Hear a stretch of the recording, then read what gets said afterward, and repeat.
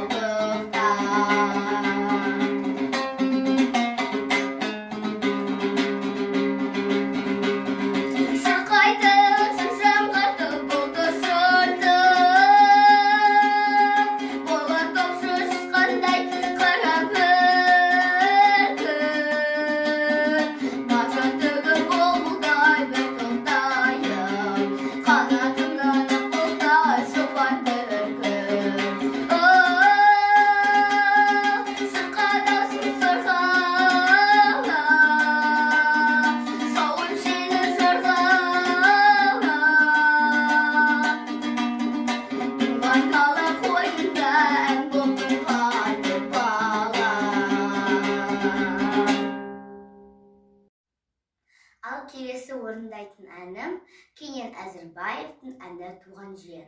Кенен атамыз соңғы сазгерлеріміздің бірі.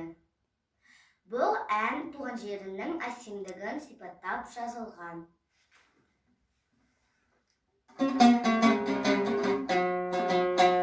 Туған жер тауыңды ыстық, тасыңды ыстық.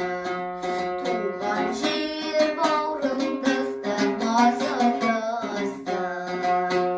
Тоғайын топырағын аунап өскен, тауларын төбелерін қардайын.